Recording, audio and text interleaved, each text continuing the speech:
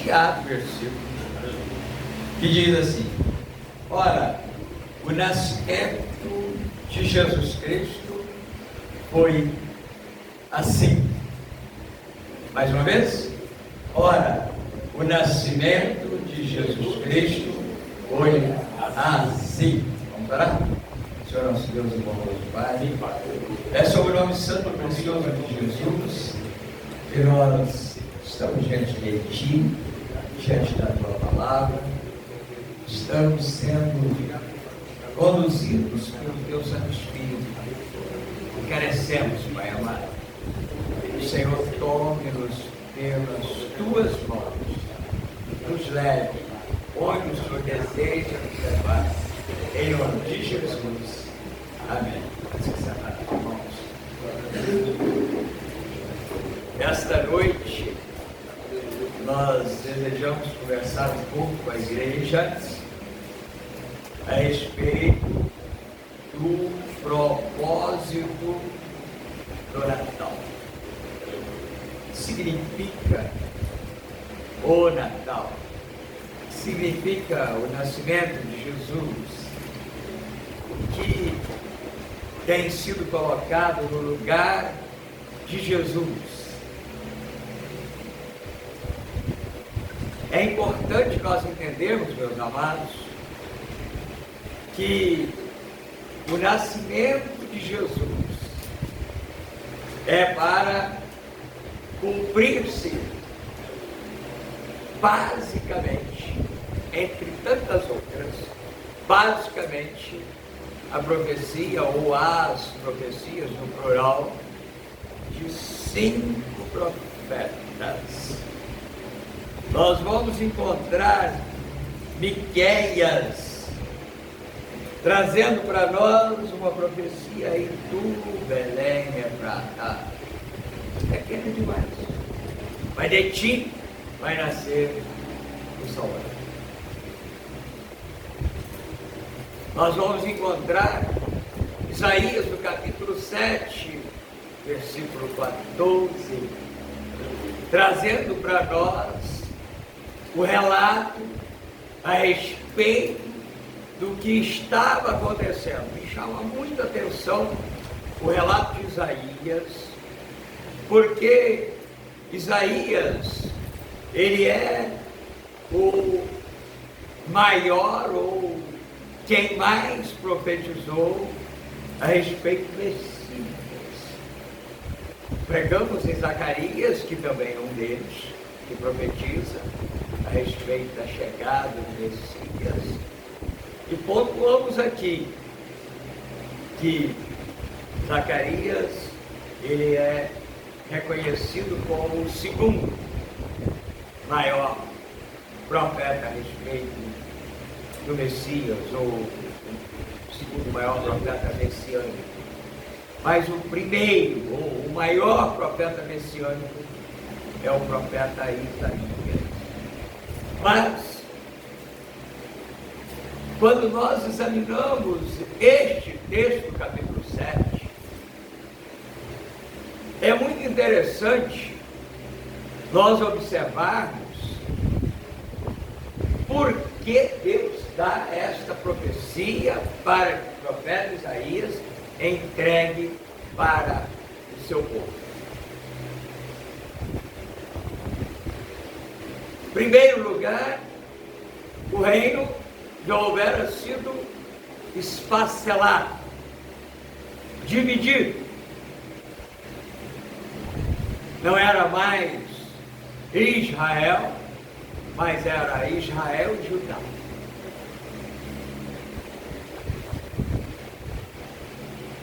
E quando eu lia a respeito disso, e principalmente no relato de Isaías, capítulo 7, eu comecei a entender da parte de Deus por que o Senhor trouxera essa profecia para aquele momento e também para este momento. Portanto, o mesmo Senhor vos dará um sinal. Eis que uma virgem conceberá e dará à luz a um filho, e será o seu nome Emanuel.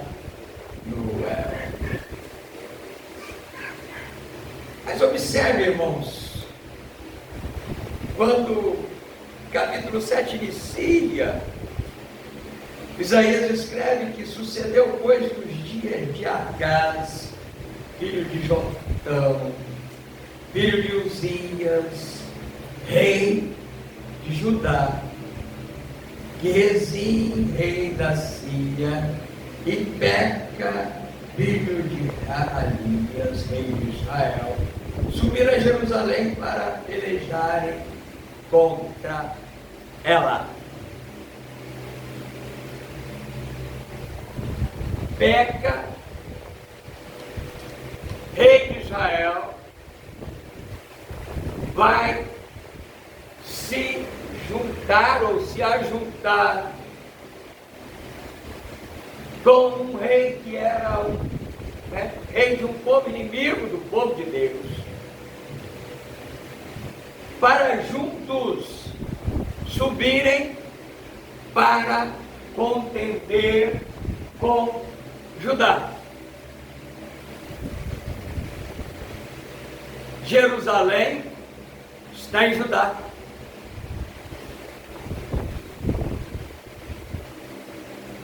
Samaria está em Israel. Se a gente continua lendo o texto, o Senhor vai propor ao rei de Judá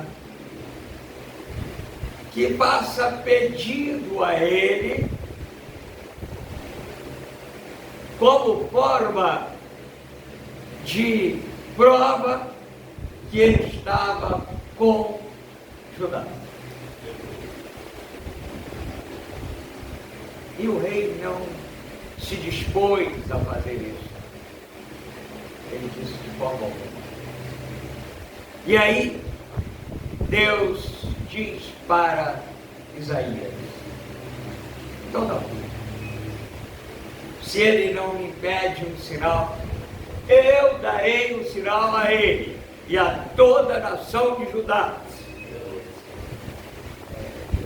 De uma mulher virgem vai nascer o Salvador. E ele será chamado Emanuel, que significa Deus conosco, ou convosco. Vamos voltar para Mateus? Mateus, então, meus irmãos, ele faz uma defesa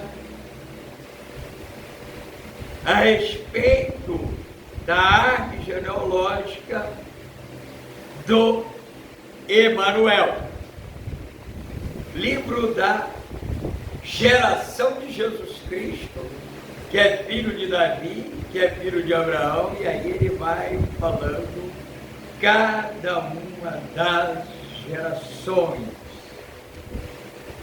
que são 42 gerações apresentadas antes de Mateus começar a falar a respeito do nascimento de Jesus.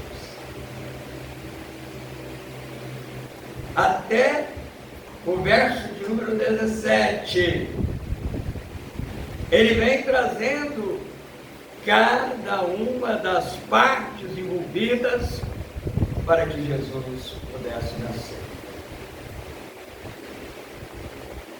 Quando chega então no verso número 18, ele vai dizer: ora, o nascimento de Jesus Cristo foi assim. E aí, quando nós continuamos lendo o texto, nós vamos ver que que ele vai falar a respeito de uma jovem virgem que se encontra grávida antes do casamento ser consumado. Portanto, ela é virgem. Entenda uma coisa aqui, meus irmãos. Naquele tempo, a lei ainda estava em vigor. Hoje nós vivemos o tempo da graça, porque o Deus conosco veio nos trazer a graça. E o livro de Deuteronômio, capítulo 22, vai dizer para nós que se uma mulher for pega em adultério, ela deve ser apedrejada. Vamos dar um pulinho já no ministério de Jesus. Lembra da chamada mulher adultera? Ela foi pega, deitada com um homem que não era o seu marido. E aí, as autoridades ou os cidadãos, os legalistas, levaram aquela mulher para que Jesus julgasse, porque na verdade queriam pegar Jesus. Aqui nós estamos falando do texto da mãe de Jesus, da mãe do meu Senhor.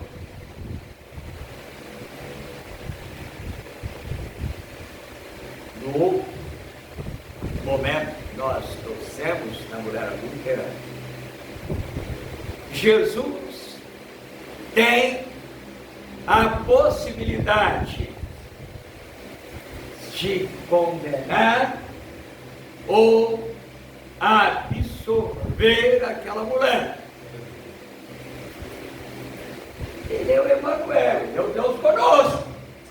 E o nosso Deus é justo.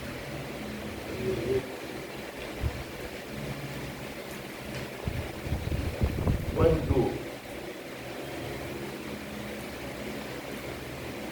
Maria, ela tem a notícia dada pelo anjo, Lucas escreve, Mateus não escreve, Lucas escreve. O anjo Gabriel vai dar a notícia para ela,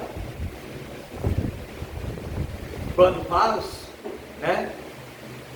o anúncio de que ela seria mãe do Salvador. Ele imediatamente, ele dá a notícia a ela que a sua parenta Isabel, já de idade avançada, o seu marido também de idade avançada, está grávida de 6 meses, ou no 6º mês de gestação. E aí, ele fecha o anjo, dizendo para ela que nós gostamos muito.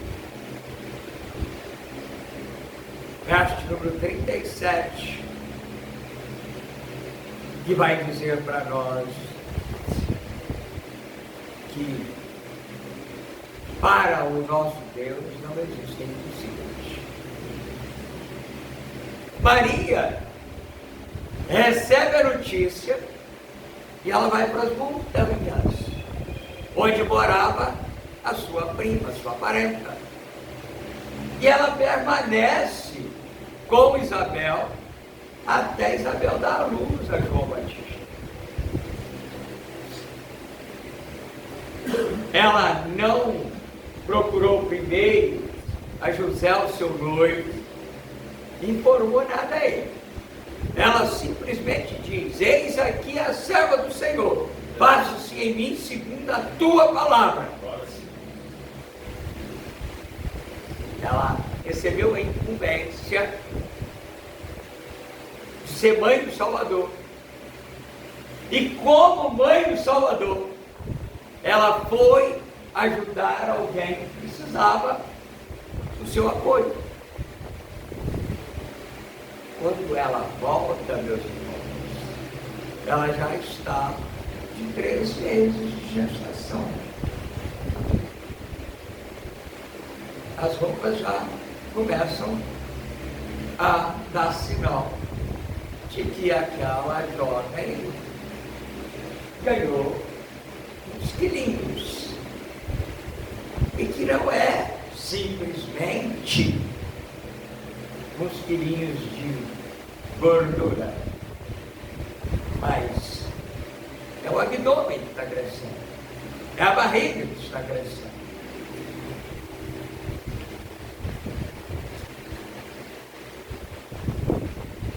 Quando nós continuamos lendo o texto, Mateus vai fazer uma defesa ou uma apresentação contundente a respeito dos fatos, porque, conforme eu disse, a lei dizia que se uma mulher for pega em adultério, ela deve ser morta por apedrejamento.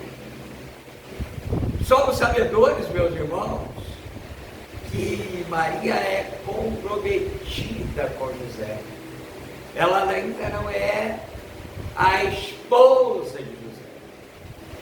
Acontecia assim, só para você entender se você não conhece. A menina, lá pelos seus 12, 13, 14 anos, ela era comprometida pelas famílias do noivo e da noiva. Ou a família do noivo pagava para a família da noiva o dote. Havia uma festa ou uma cerimônia de compromisso. E a partir deste momento, comprometido aquele casal, era não só feita uma cerimônia, mas era documentado e só podia ser dissolvido se fosse lavrado carta de divórcio. Ela ainda não estava na casa do noivo, ela ainda permanecia na casa dos pais, mas era comprometida com o seu noivo, Maria, e qualquer outra jovem que fora comprometida, que fora feita uma cerimônia de compromisso. Maria tem o anúncio do anjo, aceita a incumbência, fica grávida, vai para a casa da prima, fica 3 meses na casa da prima, volta de 3 meses de gestação. E o noivo, quando bate os olhos na noiva, ele percebe que a noiva está grávida. O nome em apreço é José. Alguém sobremodo justo. Quando ele fica sabendo disso, ele tem nas suas mãos, leva Jesus como era adulta, se ele fosse poupar a sua própria pele, ele poderia dizer, o que diz Deuteronômio 22? E eles iriam responder o pé da letra ou na ponta da língua. A mulher adúltera deve ser apedrejada. Jesus poderia dizer, então, faça cumprir a lei. Mas Jesus, em vez disso, você conhece melhor do que eu, diz o texto bíblico que ele, assentado, permaneceu. E ele escreve. O que ele escreve? Não tenta adivinhar, não. Porque senão pode cair heresia. Tá? Porque não está escrito. Eu tenho falado muito isso. O que não está escrito, não tente adivinhar. Porque se fora para ser revelado, está escrito. Se não está escrito, se alguém falar que revelou, não foi Deus. Foi qualquer um, menos o nosso Deus. Porque senão ele não era revelado, estaria escrito. Mas Jesus continua escrevendo. Enquanto Jesus escreve, eles estão ali, todo mundo com a pedrinha na mão, né? Agora, nós matamos essa adúltera e ainda matamos esse falso profeta. Jesus, então, vai dizer para eles, aquele que não tem pecado, atira a primeira pedra.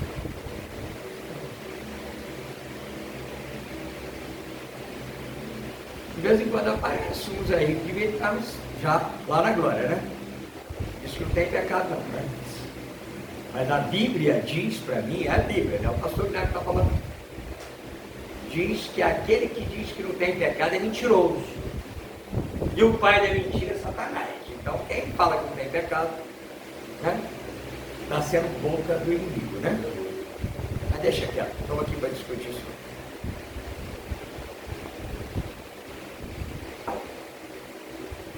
Saiu por um. Se fosse hoje, ia sair também, né? Porque todos nós temos pecado. Glórias a Deus que nós temos Jesus para já nos redimiu na cruz do Calvário, e a cada vez que nós erramos o alvo, ou seja, pecamos, nós apresentamos diante dele e ele nos dá mais uma vez a absolução. Estou aqui também para contender contra a Igreja Católica Apostólica Romana, que tem que representar diante do Padre. Mas a Bíblia diz em determinados momentos é para nós partilharmos uns com os outros.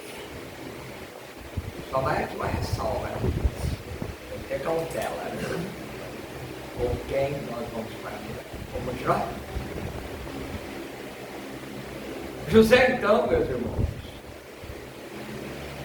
ele é a parte prejudicada.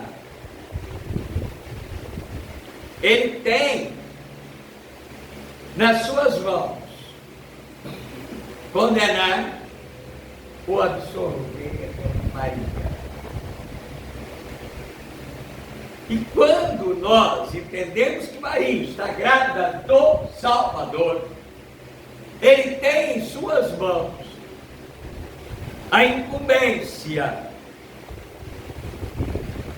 de deixar o Salvador vir ao mundo ou matar o Salvador junto com a mãe, no ventre da mãe.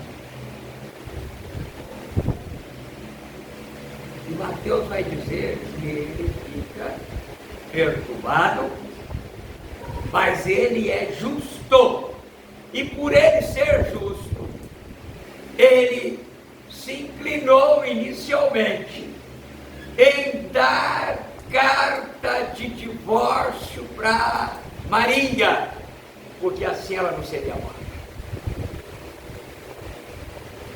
Ficaria com o nome rasurado,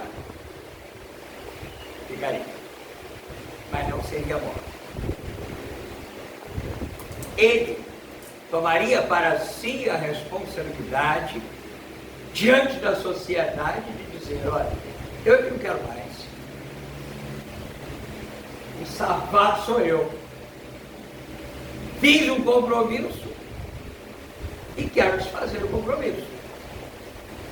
Secretamente, ele pretendia dar o direito de Maria permanecer. E aí, é só você ler o texto, dever de casa depois. O anjo do Senhor vai aparecer em sonho a José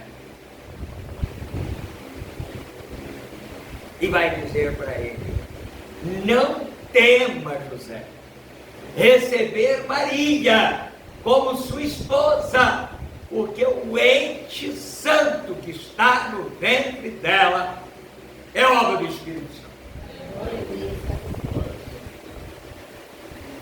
José, então, ele toma Maria para consigo. Só uma observaçãozinha ainda nesse compromisso de casamento.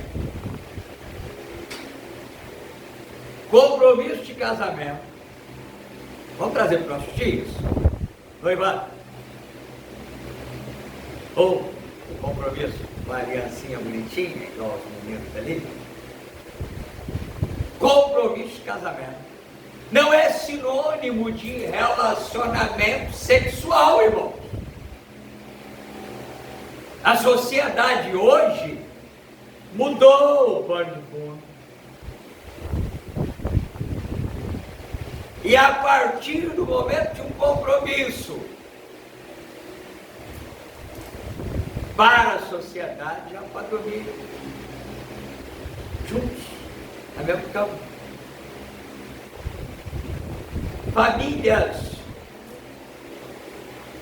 crentes, escandaliza não, deveria aprender, e quem sabe ouvir o pastor Guilherme falando o que eu estou falando aqui agora, porque tem feito igual lá no mundo, e tem deixado as suas filhas, os seus filhos, ter um quarto dentro da própria casa, que diz assim: é melhor que eles durmam juntos aqui do que eles saírem por aí afora. Isso é coisa demoníaca, irmãos. Mas lá naquele tempo, também não era sinônimo de dormir junto. Mas poderia ser que o noivo, em uma das visitas, abusou da confiança do pai da noiva, da sua comprometida. E ele bateu na porta dela de madrugada e ele dormiu com ela. Nesse caso, ou ele era homem suficiente para concluir o compromisso, se casar com ela e dizer: eu errei, mas o filho é meu. Ou então ele dava carta de divórcio para ela,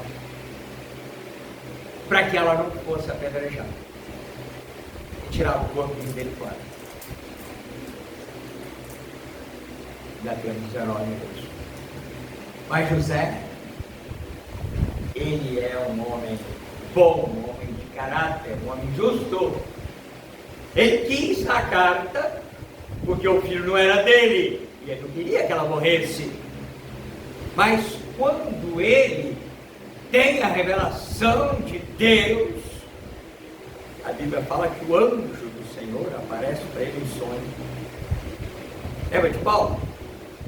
Passa a Macedônia e ajuda-nos também num momento noturno. ele então recebe aquela mulher como sua esposa, como o filho sendo seu. E isto é importante na árvore genealógica de Jesus, porque para que ele seja filho de Davi, era necessário que, dentro das leis, José não tirasse o povo fora. Porque José era daquela estirpe, daquela linhagem. Ele assume Jesus como seu filho. Nós às vezes falamos assim, pai adotivo uma vírgula. Ele é pai de Jesus, porque ele assume aquele menino no ventre da mãe, ele cuida daquela mulher com aquela criança. E precisava cumprir a profecia. Porque o menino tinha que nascer naquele lugar onde ele nasceu. Aí Deus, ele usa quem ele quer, na hora que ele quer, quando ele quer. Ele usa, meus irmãos, o Império Romano, que era, quem estava com o poder naquele momento e que estava abraçando tudo, estava conquistando tudo, e ele estava fazendo estradas para ligar Roma a todos os lugares conquistados.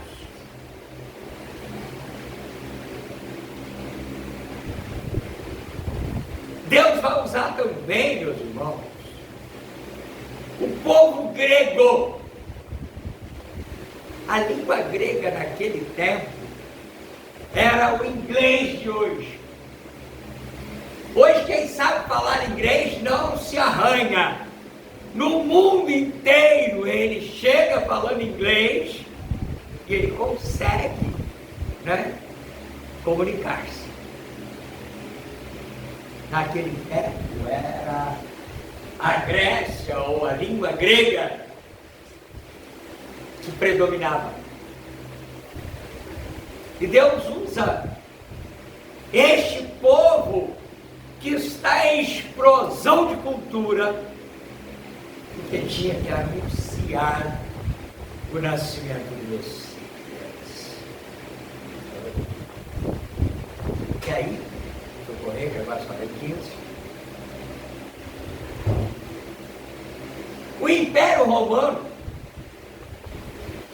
também é usado de mais uma forma, porque o imperador resolve fazer um recenseamento. E aí tinha que subir para a região profetizada do nascimento.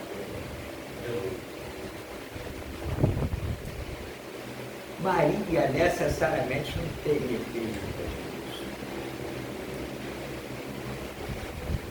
O licenciamento era para os homens. Mulher ainda não tinha os direitos que vocês têm hoje. Eu glorifico o nome de Jesus por ter esses direitos. E que eles, direitos do plural, cheguem onde ainda a mulher é excluída. Então, por que José leva Maria consigo, já adiantada em gestação? Justamente por causa dos mestritos. Agora de noite eu não sei se dá para ver, não, irmão. Apesar que está muito clarinho, talvez dê para ver. Mas de dia, você olha aqui para trás,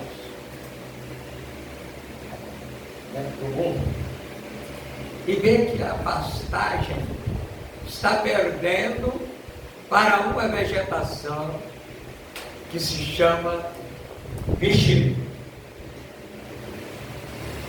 O miserável do mexerico, ele cresce numa velocidade estrondosa. É muito rápido. E se nós pensarmos no mexerico do pasto, ele só é combatido se for arrancado pela raiz. Talvez você prefira uma outra erva daninha que tem lá no seu quintal, que aparece lá. Tiririca.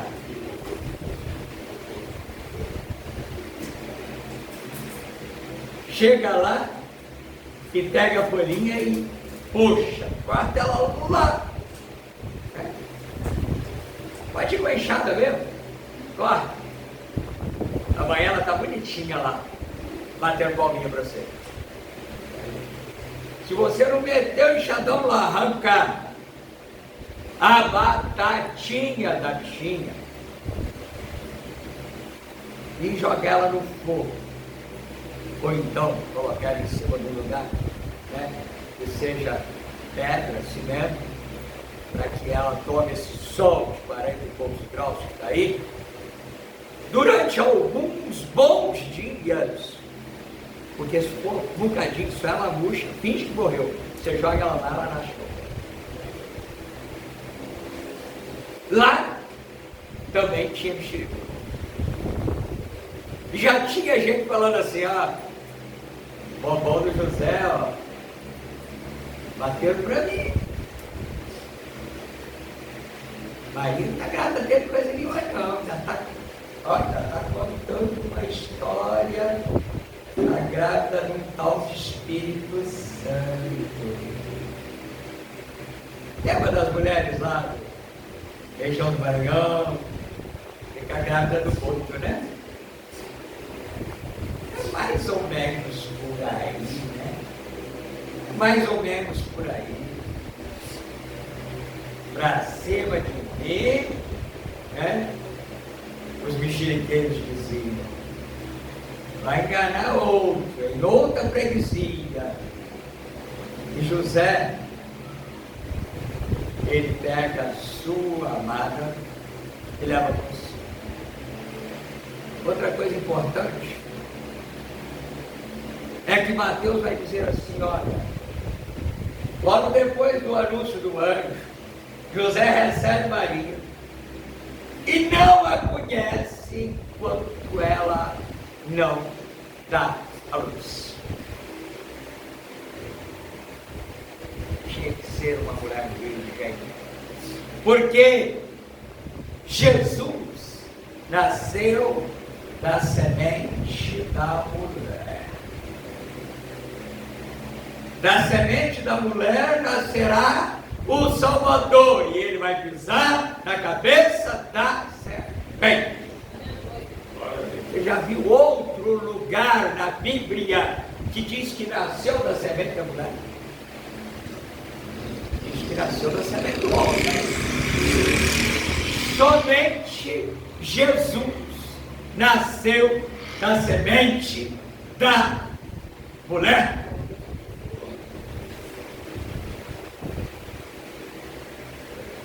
E o Verbo se fez carne, né? E habitou entre nós. Já estamos lá em João capítulo 1.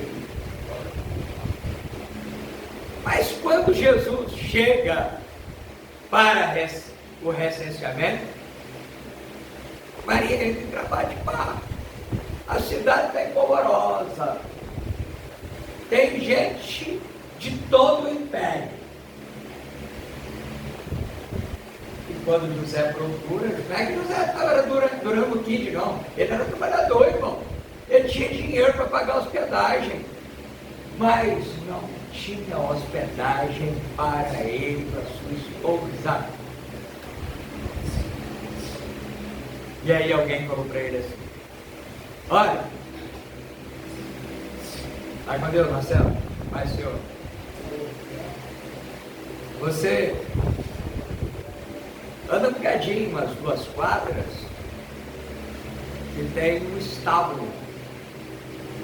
Você sabe se há um cantinho lá para você passar a noite com a sua esposa. E aí nós conhecemos, né? Maria entra em trabalho de parto e dá a luz ao Emanuel, ao Deus conosco. Então a grávida ali, ó. Daqui um bocadinho é outro. Chega a hora. É esperado. Mas na hora que... Ó, é do médico. Na hora que chega a hora, nós, papai, ficamos igual peru na véspera do Natal, né? Porque dizem que dão bebida alcoólica para o pobre bicho, né? O que interessa tirar o celular? O que eu quero dizer é o seguinte: ficamos desbaratinados, né? José Luiz está assim. Onde eu vou levar a minha esposa? Tem jeito, é só ali mesmo na estradaria. E lá tinha, né, um coxo, lugar de dar comida para os animais. E eu creio, irmãos, que alguma coisinha eles devem ter levado, uma bagagem. Muita coisa que viagem era difícil, mas deve ter levado uma coisinha. E o menino nasceu e foi enrolado com panos. E esses últimos 7 minutos, eu quero falar para nós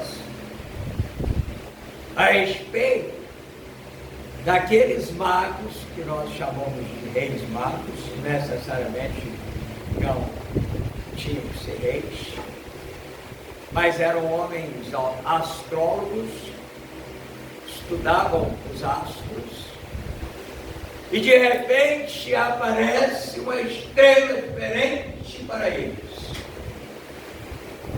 E ele sai lá da região da Pérsia, anda quilômetros e mais quilômetros, seguindo aquela estrela, porque algo significava sobremodo importante. E quando eles chegam onde tinha informação, eles perguntaram. Eles eram estudiosos, irmãos. Eles eram sábios. Eles perguntaram: onde vai nascer o menino que há de ser rei de Israel? E aí, a gente já conhece também, né? Herodes chama todo mundo, todos os seus sábios, e a Bíblia vai responder: e tu, Belém, pequeno demais, mas de ti vai nascer o Salvador. E aí Herodes vai dizer para eles assim: vai lá, adora o menino e voltem, conta para mim onde ele está, que eu também quero adorá-lo. Mentiroso, salafrário, ele queria matar o menino. Quando aqueles homens chegaram,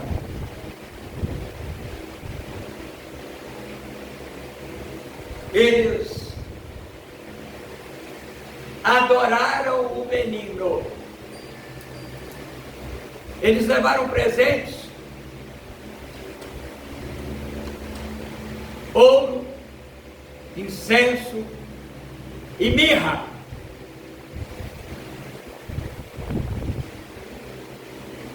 Tudo representando o que aquele menino seria.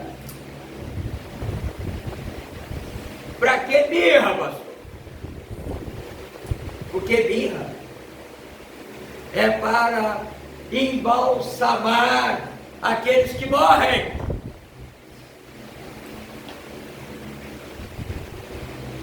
E o velho Simeão, avançado em dias, ele foi lá no templo quando o menino foi ser apresentado. Porque o Espírito Santo disse para ele assim, vai lá. E quando ele viu, ele pegou o menino. Ele glorificou a Deus e ele disse, agora eu posso morrer. Agora eu posso descansar. Agora o Senhor pode me recolher. Porque o Senhor prometeu, o Senhor cumpriu. Porque eu vi e peguei o menino nos meus braços. Aqueles magos, eles não adoraram José. Aqueles magos não adoraram Maria. Aqueles magos adoraram Jesus. O propósito do Natal, irmão, é para que esse menino nasça e desfaça esses embaraços que nós temos encontrado ou que nós temos criado na caminhada de Deus. A igreja do Senhor Jesus, ela precisa acolher o menino, ela precisa acolher o Deus conosco, ela precisa acolher o Emanuel. Aquele que é Deus conosco, porque Ele veio para estar junto de nós. Aquele que é Deus conosco, porque Ele veio para beber da nossa água, para comer do nosso pão, para chorar as nossas tristezas, para sofrer as nossas enfermidades. Por isso, Isaías no capítulo 53 vai descrever esse Jesus já no sofrimento vicário dele. E vai dizer que sobre as suas pisaduras, quem é da roça sabe o que é a pisadura no animal de carne. É um machucado, não é brinquedo não. E eu não estou sendo malicioso não. Mas o nosso irmão Hélio tem lutado aqui com a escária no pezinho dele. É bastante pior do que o que ele tem enfrentado. E ele tem sofrido. Difícil de curar. Né, irmão? E Isaías vai dizer que sobre esses machucados, sobre essas pisaduras que ele sofreu, nós seríamos curados, sarados. É esse Jesus, é esse Deus conosco, é esse Emanuel que precisa nascer. Não vim aqui para fazer a apologia contra Papai Noel, mas hoje tem dado muito mais ênfase ao Papai Noel do que ao Salvador Jesus Cristo, o menino que nasceu na manjedoura. O velho Paulo, montado no trenó, o chato reno, vestido de vermelho, com armas grandes, ele tem tido muito mais ênfase do que o nosso Jesus.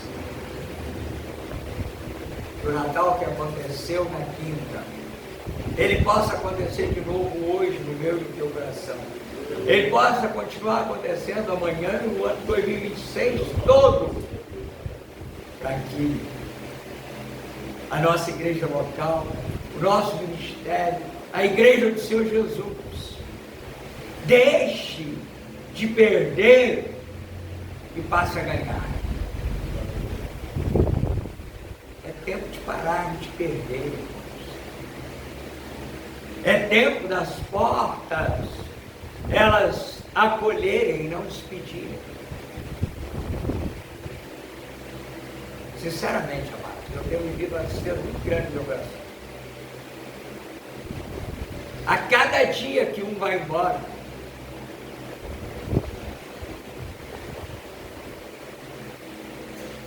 dói, machuca a nossa alma. é a igreja do Senhor. Com esse menino nascendo, possa alcançar a maturidade, para nós pararmos de perder. E aí, certamente, irmãos,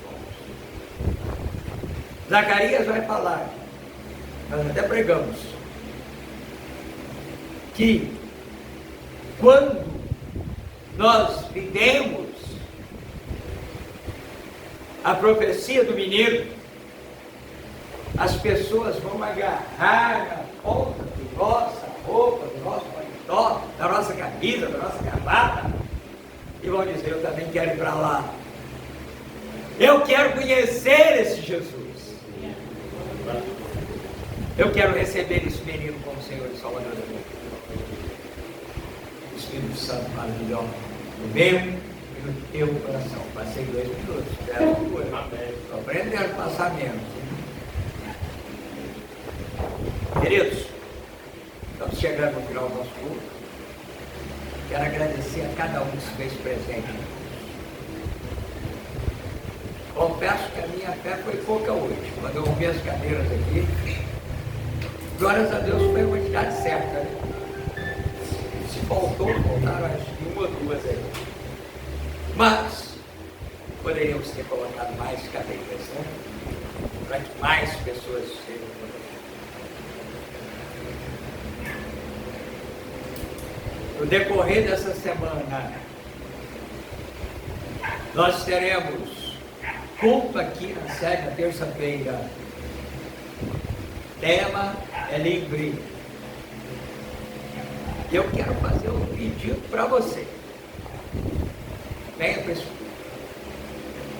Porque certamente alguns de vocês vão ficar sabendo, eu vou contar para vocês, que o pastor com a família dele não vai estar presente.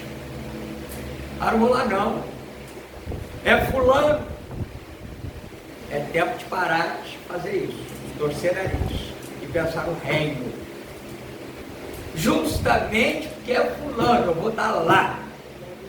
Porque a igreja do Senhor, ela precisa caminhar. E o pastor precisa descansar um golinho. É pouquinho, né? Domingo eu estou de volta aqui, em nome de Jesus. E nós vamos ministrar a Santa Ceia do Senhor. Mas, amanhã, a gente dá um, como diz a moçada, dá um rolezinho até ali, giz fora, como diz o pastor Paulo comigo. Juiz de fora, giz fora. E aí você não deixa de vir, não, tá, meu irmão? Se não vier por amor, a palavra do pastor vem por amor, a palavra do dono da igreja. Quinta-feira é dia a dia. Vamos voltar na quarta, né? Quarta-feira tem culto da virada. Ele, coisa doida. Culto da virada na congregação C2. Começa às 22 horas. É obrigado aí? Não. Não é obrigado aí. Mas se eu tiver outra coisa para fazer, né? Vai lá que vai ser muito bom, tá? Quinta-feira, no Vista Alegre, vai ter culto. Pastor, mas não teve no Natal, mas vai ter no Ano Novo. Eu pedi ao pastor Walter que tenha culto, para não ficar 2 quinta-feiras a igreja fechada. Então vai ter culto, tá? Sexta-feira, no seu 2 tem culto de novo. Nas 3 congregações, tema livre. Tá? Domingo já falei. Nós temos Santa Ceia. E na terça-feira da semana seguinte, nós começamos tudo de novo. Uma campanha nova. E nós vamos aprender com Tiago, capítulo 4, versículo 3. Como devemos apresentar as nossas petições diante de Deus. Ano novo é tempo de colocar as nossas petições, não é isso? Os nossos pedidos, as nossas promessas, E aí nós vamos aprender com o Tiago como nós devemos apresentar. Porque muitas vezes nós não temos recebido, porque temos pedido errado. Pedis e não recebeis, porque pedis mal para satisfazer as nossas próprias paixões ou concupiscências. Vamos ficar de pé, vamos orar e vamos encerrar.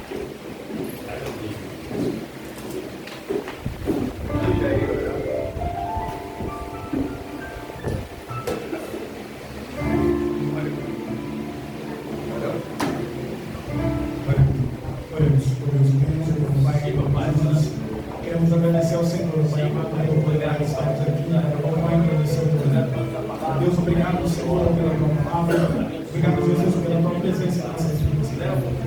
Eu peço em nome de Jesus, Senhor, venha levar a cabo os Teus servos, ó Pai, paz e segurança para os seus lares, a livramento, Senhor, dessas estradas, ó Pai, dê uma noite tranquila e abençoada, que baixo da tua gloriosa e boa missão, é o que nós te pedimos e agradecemos em nome de Jesus. Amém. Coloque com a mãozinha em forma de concha e receba a bênção. Que a graça de nosso Senhor e Salvador Jesus Cristo, que o amor de Deus Pai, que as doces consolações do Espírito Santo esteja sobre a vida de todo aquele que aguarda a volta de Jesus. E todos juntos digamos amém. Eu, você, nós, como apóstolo, glória.